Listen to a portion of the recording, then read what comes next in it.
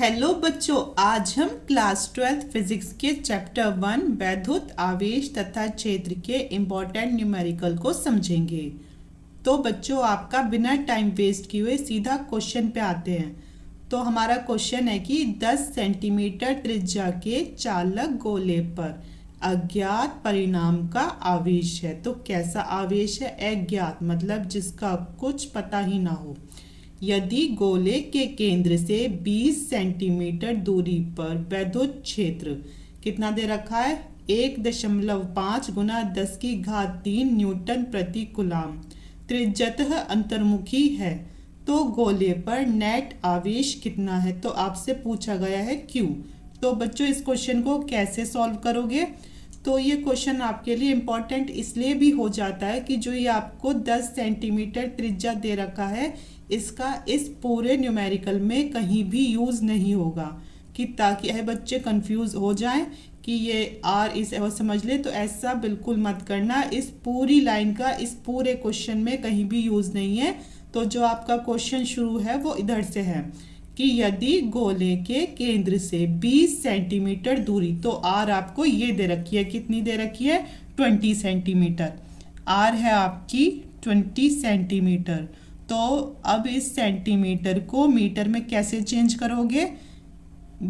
इस 20 को 100 से डिवाइड कर दोगे तो आपका ये किस में चेंज हो जाएगा? सेंटीमीटर।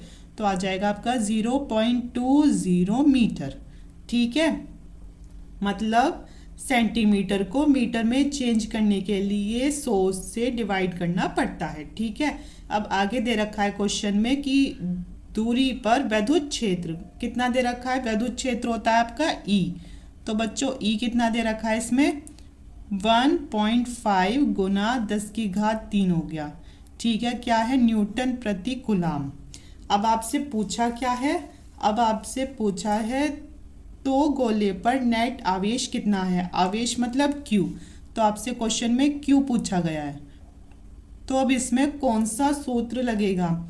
तो बच्चों, आपको पता होगा कि E बराबर होता है 1/4 pi epsilon not into Q बटे आर स्क्वायर के। ठीक है, तो अब इसमें आपको ये भी पता होगा कि 1/4 पाई एप्सिलॉन नॉट का मान क्या होता है।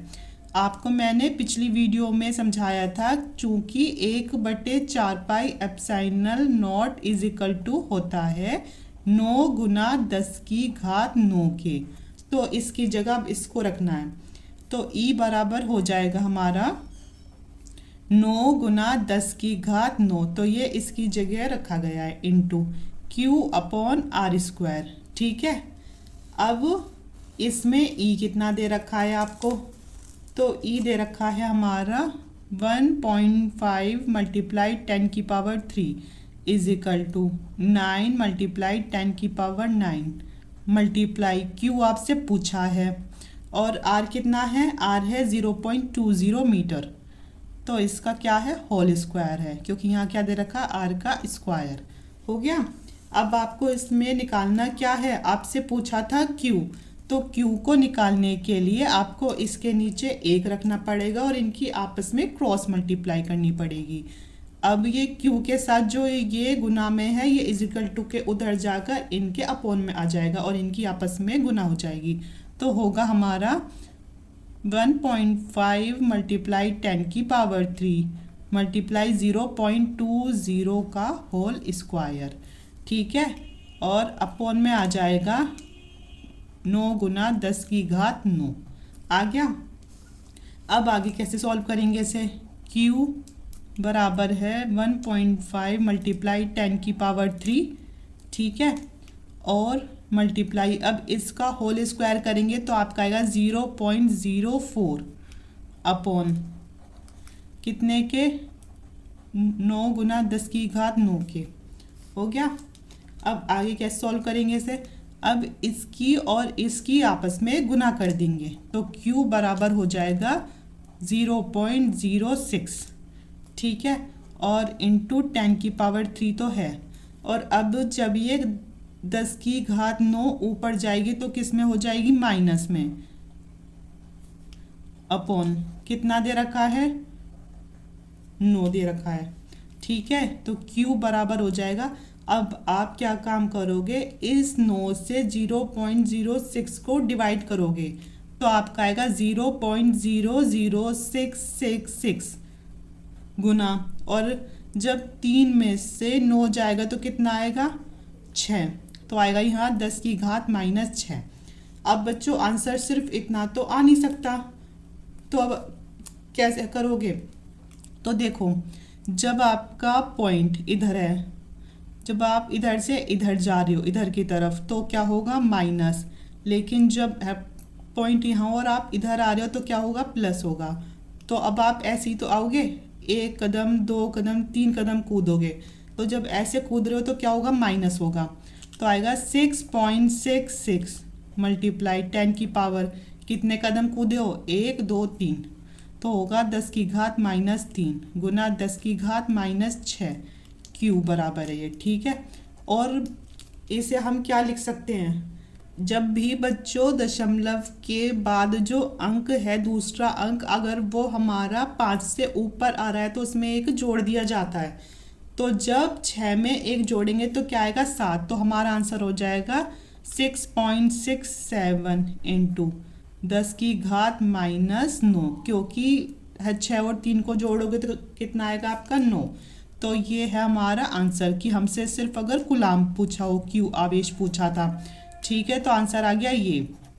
अब बच्चों देखो आंसर सिर्फ इतना ही नहीं होगा आपका, अभी आपको क्वेश्चन में एक और चीज दी गई थी, आपको दिया गया था कि त्रिज्यतः अंतर्मुखी, तो इसका मतलब क्या है त्रिज्यतः अंतर्मुखी का, क्योंकि आप ऐसे लिखोगे एग्जाम में, क्योंकि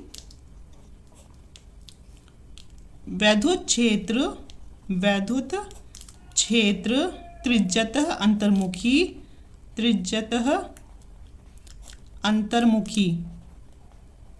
है, त्रिज्यतः अंतर्मुखी है, अतः आवेश कैसा होगा, अतः आवेश ऋणात्मक होगा। ठीक है, तो जब आवेश ऋणात्मक होगा तो इसका आंसर क्या होगा, जो आपका Q दे रखा है तो वो हो जाएगा Q = -6.67 इंटू 10 की पावर -9 कूलाम आंसर होगा। ठीक है, और अगर आपको ये ना दिया होता क्वेश्चन में कि त्रिज्यतः अंतर्मुखी तो फिर आपका आंसर सिर्फ इतना होता, लेकिन जब ये दिया गया तो इसका मतलब है कि Q का मान किस में होगा आपका माइनस में। तो ये था हमारा इम्पोर्टेंट न्यूमेरिकल। आई होप आपको वीडियो अच्छी लगी हो, अगर अच्छी लगी हो तो please like share and subscribe my channel. Thank you.